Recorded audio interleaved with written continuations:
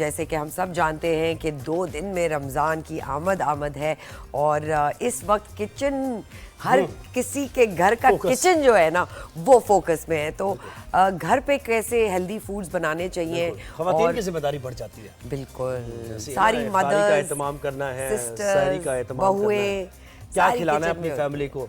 हाँ। ये भी देखना है ना कि फ्रेश फूड खिलाना है या फिर फ्रोजन आइटम्स खिलाना है, बाहर से खरीद के खिलाना है फ्रोजन आइटम्स, या फिर खुद ही रमजान से 2-3 दिन पहले जैसे आपने बताया कि आपने तैयारी कर ली है कि घर में ही सारी चीजें बना के आपने फ्रीज कर ली है, तो वो एक वीक चल जाता है, फिर अगले वीक आप दोबारा इस तरह करके। तो रहमतें और बरकतें समेटने का महीना और माहौल आप देखेंगे 365 न्यूज़ पर भी बदलेगा, हमारे शो में भी कंटेंट रमज़ान से मुताल्लिक आएगा। तो आज हम किस चीज़ की आज हम बात करें home made frozen foods prepare करना और उसके फ़ायदे कितने हैं, कि आप घर पे बनाएं या बाहर से ला रहे हैं तो क्या चीज़ें प्रिजर्वेटिव्स उसके क्या हैं फूड आइटम्स में, वो देख कर लाएं। तो इसी पे बात करने के लिए हमारे पास ख़ास मेहमान समरीन जुनेद मौजूद हैं। शेफ़ हैं, न्यूट्रिशनिस्ट हैं और विमेन एम्पावरमेंट पे भी बहुत काम करती हैं। सो वेलकम और अस्सलाम वालेकुम समरीन। वालेकुम अस्सलाम, thank you so much both of you for having me here. Thank you ji. Samreen, तो सबसे जो ख़ास और इम्पोर्टेंट सवाल मेरी नज़र में है कि जी सहरी में हम क्या खाएं जो हमारे पूरे दिन के प्रिजर्वेटिव्स को बरकरार रख सके। ऑलराइट, आप ये पूछना चाह रहे हैं कि जी हमें कैसे फीलिंग आनी चाहिए कि जी वी आर फिल्ड और हमें भूख ना लगे, एनर्जी डाउन ना हो। परफेक्टली ऑलराइट, ये बहुत इंपॉर्टेंट क्वेश्चन आपने रेज किया। आई एम ग्लैड कि आपने स्टार्ट ही इससे किया। Very important question. देखिए, मोस्टली ये होता है कि जी स्पेशली जो वर्किंग वुमेन है या वर्किंग पीपल हैं, उनको इन्विटेशंस बहुत आते हैं कि जी हमें सहरी पे जाना है, और वहाँ सहरी पे डेफिनेटली जो एहतमाम होता है you can not avoid that. तो इन दैट केस आप बेशक कुछ भी खा रहे हैं, by the end of the सहरी आपने 2 काम करने हैं। एक तो ये कि आपने ना जस्ट हाफ कप ऑफ दही वो आपने ले लेना है, ऐसे ही रॉ फॉर्म में आपने उसको कंज्यूम कर लेना है। उससे ये होगा कि आपको पूरा दिन ब्लॉटिंग नहीं होगी, और जो एसिडिक फीलिंग आ रही होती है आपको, हम फ्राइड आइटम खा लेते हैं या बहुत ज़्यादा प्रोसेस्ड फूड खा लेते हैं, उसके बाद आपको नहीं आएगी ऐसी फीलिंग। और ये कि जो हमें दिन में प्यास का इशू होता है वो भी नहीं होगा।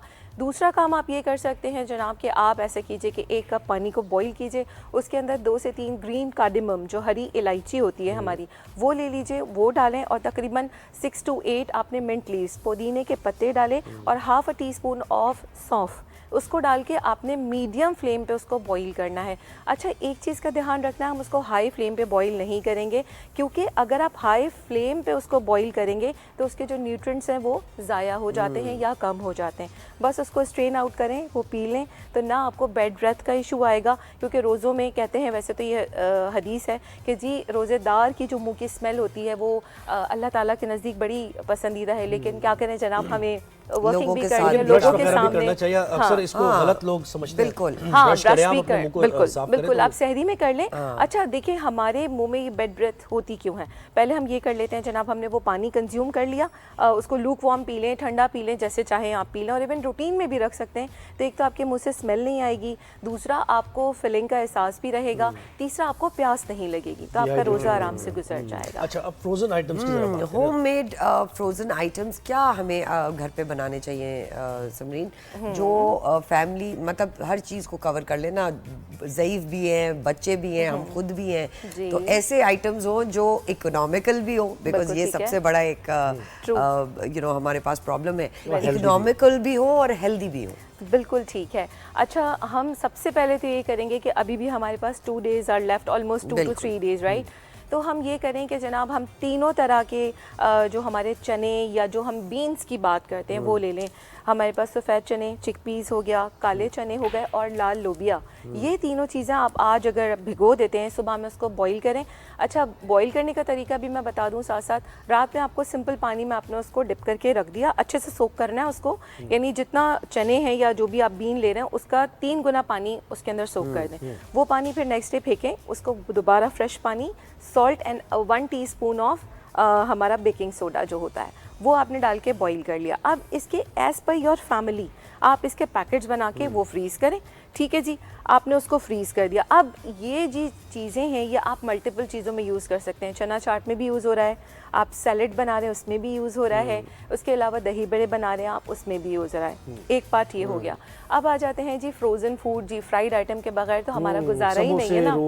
समोसे, रोल, ये ट्रेंडी चीज़ें हैं, लेकिन उसके साथ साथ हमें वेट वॉचर्स को भी देखना है। देखिए, हमें बैलेंस रखना है फूड एंड न्यूट्रिशन दोनों को, ग़िज़ा और ग़िज़ाइयत दोनों को बैलेंस रख के चलना चाहिए। ठीक है जी, उसके लिए आप ये करें कि 2-3 तरह के चिकन जो है ना उसकी मैरिनेशन करके आप रख लीजिए। Chicken tikka masala easily available है मार्केट में, और अगर किसी को रेसिपी चाहिए तो मुझे डायरेक्टली अप्रोच कर ले, मैं उसको रेसिपी शेयर कर दूंगी।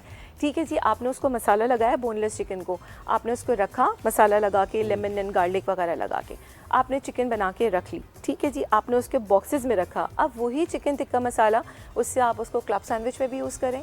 5 मिनट्स पिज़्ज़ा मैं भी बता देती हूँ, माइक्रोवेव में वो बना लीजिए आप, उसी से आप रोल बना लीजिए, उसी को आप समोसे में फिल कर लें। तो ये फिलिंग बना के रख लें, चिकन टिक्का की बना के रख ली, मलाई बोटी की आपने फिलिंग बना के रख ली। ठीक है जी, फिर चिकन श्रेड करके रख लीजिए, वो भी मल्टीपल चीज़ों में यूज़ हो रही है। अब आते हैं जनाब हम रोल समोसों की तरफ। उसमें आप ये करें कि आप कोशिश ये करें कि जो मांडा पट्टी जो यूज़ हो रही होती है उसमें एक इशू हमारे पास ये आता है कि जी रोल आप फर्स्ट टाइम में फ्राई करते हैं क्रिस्पी से होते हैं ना, बट जब नेक्स्ट टाइम आप उसको फ्रीज़र से निकाल के फ्राई करते हैं, I am talking about the homemade one, वो बहुत सॉफ्ट होते हैं, सॉगी होते हैं। द रीज़न बिहाइंड हम जो उसके अंदर वेजिटेबल यूज़ कर रहे होते हैं बेसिकली वो हमने प्रॉपरली कुक की और हमने फिल कर दी, रख दी। उसका तरीकाकार ये है कि वेजिटेबल जब आपने कट किया है उसमें थोड़ा सा वाइट विनेगर लगाइए और उसको रख दीजिए 5 to 10 मिनट्स। उसके बाद हाथ से उसको आपने ऐसे स्क्वीज़ करना है, एक्सेसिव पानी निकल जाएगा उसका, थोड़ा सा ओपन रखें उसको, फिर आप उसके रोल बनाए तो आपके रोल सॉगी नहीं होंगे। Right, how interesting. ये मैं अपने कुक से कल कह रही थी कि पट्टियां भी जब आप दोबारा यूज़ करते हैं तो वो टूट जाती हैं। अच्छा समरीन, क्योंकि सब्जियों की प्राइसेस जो है वो आसमानों को छूती है, हमारी अम्मा ने क्या किया, 10 किलो टमाटर 5 किलो टमाटर लिए और कहा कि ये फ्रीज कर दो उसका।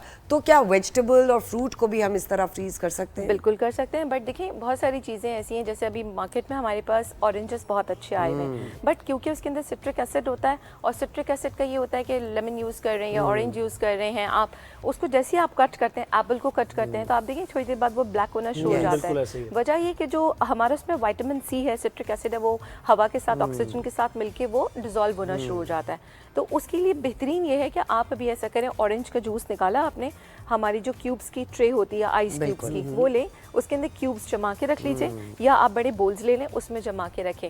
उसमें ये होता है कि एग्जैक्टली प्रॉपर आपको जो at the time of fresh fruit आपको जो न्यूट्रिटिव वैल्यू वो तो नहीं मिलेगी, बट काफ़ी हद तक सेव हो जाएगी, because we are freezing that. उसको आप फ्रीज कर लें और उसको निकाल के आप अपने फ्रूट चाट्स में और आप स्क्वॉशेस में, जूसेस में बनाएं। एक क्वेश्चन आपका और था जनाब कि हम बुजुर्गों को कैसे एंटरटेन कर सकते हैं, रोज़ा उनका भी होता है, क्रिस्पी चीज़ें वो नहीं खा सकते, तो यू में रिप्लेस मांडा पट्टी विद ब्रेड।